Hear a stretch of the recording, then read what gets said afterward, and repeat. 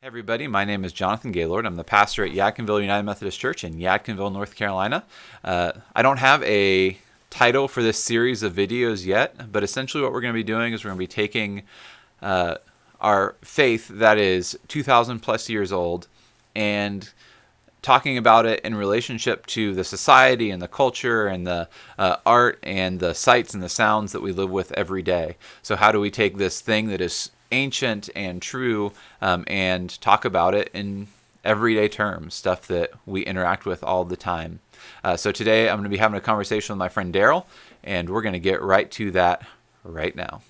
Welcome to my friend Darryl, who's joining me today. He's a pastor down in Charlotte at Simpson Gillespie United Methodist Church, and we'll share links to all of his stuff at the end of the video so you can check out what he's doing down there. And what we're going to be talking about today are just some song lyrics, some songs that really hit us as Christians, as people of faith. And we know that this isn't necessarily how the artists intended their songs to be interpreted, and it's also how we as Christians just interact with the world. And so Jesus was pretty good at this, taking things from everyday life and reading the kingdom of God into them or out of them. And so that's kind of what we'll be doing today. So Darryl is going to lead us off with our first song, which is Remedy by Adele. Hey again, Darryl. Thanks for having me on, John. I think this is a cool and wonderful thing to dive into music and to see how it can at times speak to our souls in ways we don't quite expect. The song that I wanted to start off with was Adele's Remedy. I know that many people are Adele fans because her lyrics tend to touch the hearts and at times souls of people, not only by the depth of her vocal ability, but by its lyrical content.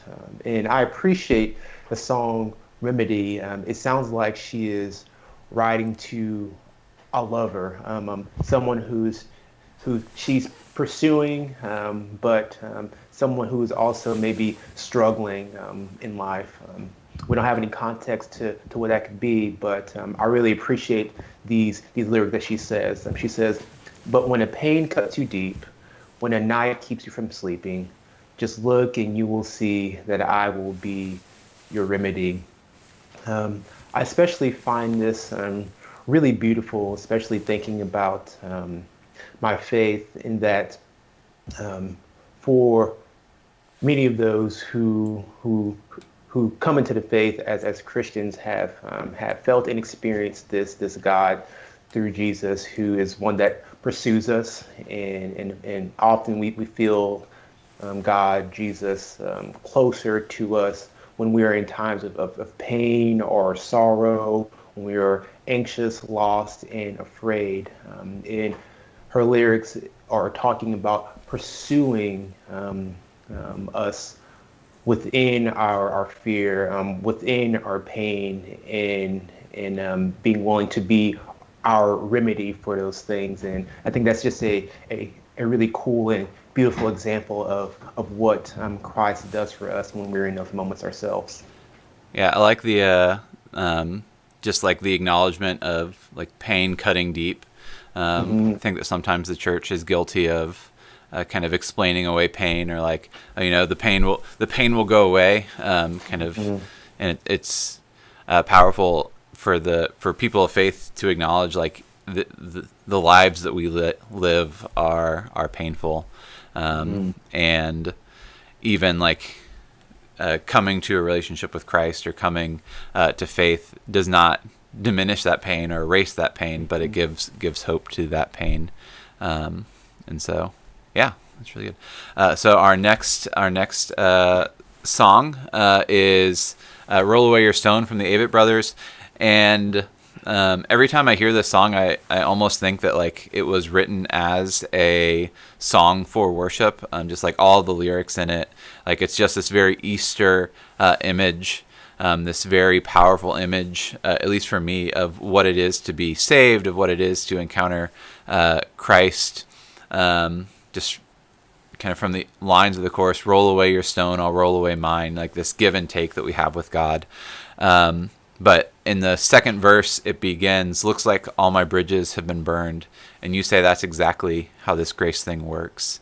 And like, first of all, I don't think that like coming to faith means that like everything that happened before is gone, but it is kind of this transformative moment where we get to enter into something new, and enter into this new life, and kind of hopefully put some things behind us and get a fresh start. And even for people of faith, even for Christians, every day like should be kind of this burning of bridges, this new start, this fresh beginning, that like every day just never goes away. This constant opportunity, this constant forgiveness that we have in God. Yeah. Yeah, I think that's cool. I really like that image in the song. I had not heard it prior to us talking about doing this together, and I especially like that line also because this image of grace being something that that continues to meet us day in and day out, and something that we can choose and that will take a hold of us to help us start a day anew. Not that it erases what was, but kind of brings us forward into something that we have not seen or yet experienced, this new beginning in a way. But it's a really cool, beautiful song. Yeah, most of the songs that I actually have are about grace, and like a very direct, like my brain makes connections in a very obvious way. So like the word grace shows up in the songs that I'm bringing today. So Darryl's going to talk to us about "Place in the Sun" from Freddie Cole. So Freddie Cole is this song, "A Place in the Sun" by Freddie Cole, is an oldie but a goodie. Freddie Cole, just some brief history, was the brother of Nat King Cole, but he was a kind of a blues singer back in the day, and he wrote this song, "A Place in the Sun," and it really sticks out to me. I just want to read some of the lyrics, and then I'll kind of pick out some of the significance for me. But it says, "'Cause there's a place in the sun where there's hope for everyone, where my poor, restless heart's gotta run. There's a place in the sun before my life is done. Got to find me a place in the sun." I really like this song for some really just easy, low-hanging fruit as a Christian, but also as a pastor. I like plays on words. So "a place in the sun," like, I just automatically think about Jesus. But outside of that kind of low-hanging fruit, I know that for me in my life, and just being in conversations with so many people, especially during this season that we're in a pandemic, everyone is just looking for their place. They're looking for a community to be a part of.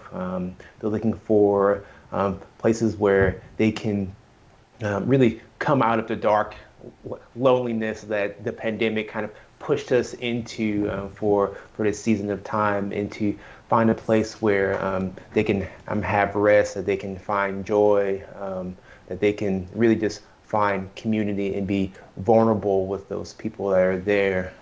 And for me, in my faith, I find that in Jesus, and Jesus brings me into this body of Christ, the church, not just a particular church, even though I think that's incredibly helpful, but this church universal, where we have this same common love and grace that is binding us together, and the spirit that is binding us together.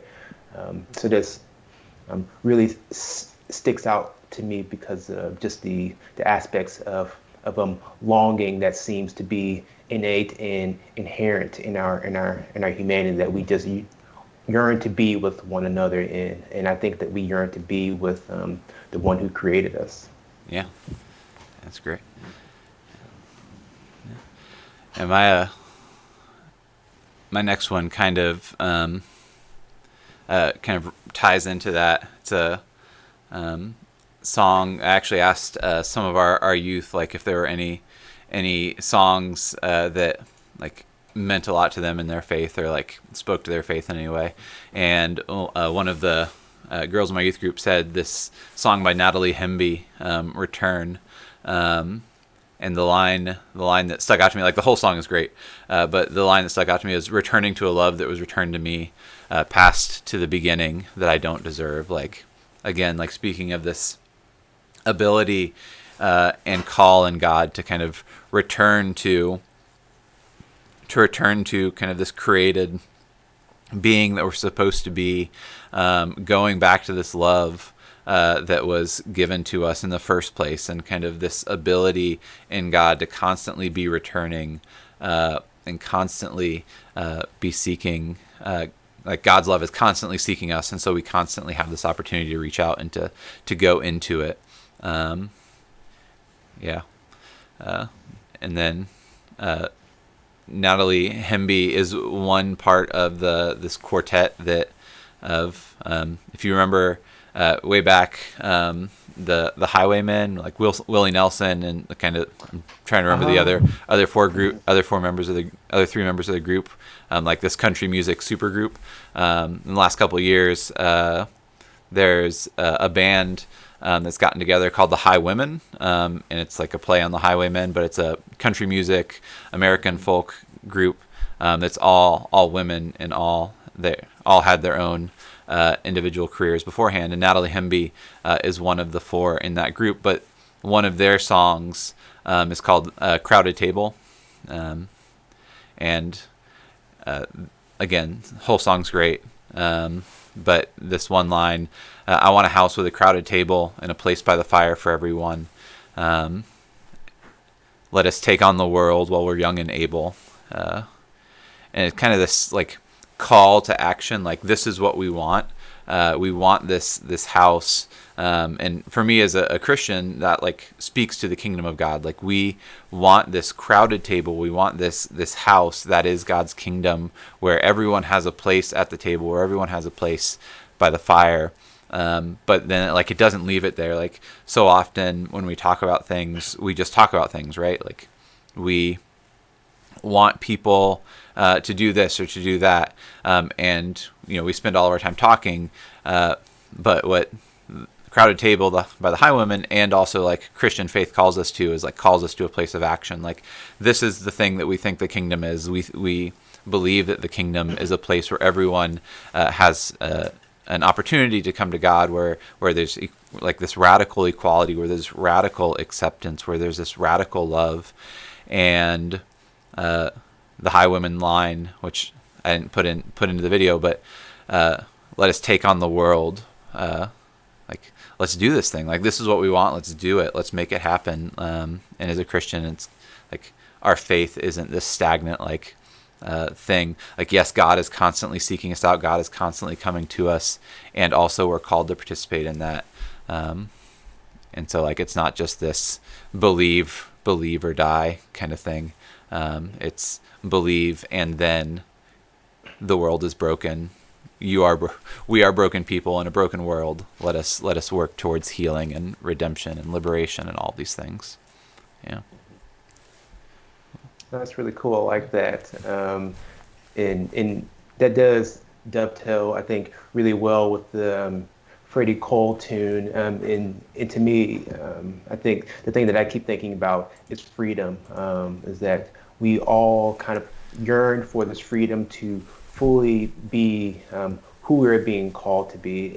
And I think our faith tells us that we're being called to be a people that love God and love one another. And in its invitation to be free, we are inviting folks to kind of break off from the shackles that hold us back from one another, that hold people back from their freedom, from being free to love one another, and to fully and freely love God. And that's, I think, one thing that really that I continue to catch a hold of in my faith, is that my desire is that everyone could be placed in the spaces where they can be as God is creating them to be, and that we can be in community with one another, healthily and well, and that there's within this gathered community this overwhelming sense of unity that's not uniformity, but this unity in diversity, but all still being bound together in this love and grace that's brought us all together. But yeah, it's amazing how music, even though it may not be written to the point of speaking to our faith, there's always this kind of this string that ties us into those things that are outside of even what we're even thinking about. Yeah, yeah. I think like there's something in music in general that's just like artists have this ability to get to the truth of the human condition. That sometimes people of faith. So like I'll own up that like the way I think about and do theology is based, like I start with God, and like there is really good theology out there where the theologians start with people, and I think that artists are fall into that family of theologians who are just starting with the human condition, starting with people, and what does it mean, like to actually be a person? What does it mean to actually experience pain? And even like when artists are talking about romantic love or familial love, like there's this truth about kind of what it means to be a Christian or what it means to be a person of faith in general in there. So it's just a lot of fun. Yeah, it is. It is. Yeah. This is a really good idea. I might end up doing it myself with my community members, but I appreciate you bringing me into this. This is really fun. Yeah. And if you're watching at home and if there's a line of a song or like an entire song that isn't explicitly a Christian song that has just meant a lot to you in your faith, let us know about it. Put it in the comments. We'd love to hear from you. Like they're getting this together. Like there are all these songs that have just like punched me in the gut as a person of faith that we didn't get to talk about. But if you have one that has really meant a lot to you or has been guiding, even if you're not a Christian, even if you're not a person of faith, like if you're agnostic or don't believe anything or not sure what you believe, and there's a line of a song that just has meant a lot to you kind of in this spiritual realm, let us know about it. We'd love to hear from you and continue this conversation. And you can check out what Darryl's doing at Simpson Gillespie by clicking the link on your screen. I'll put it over here. And you can check out what I'm doing over here in Yadkinville by clicking this link on your screen over there. And if you like this video, like and subscribe, and we'll bring you more of them. But until we meet again, go in peace. Thanks.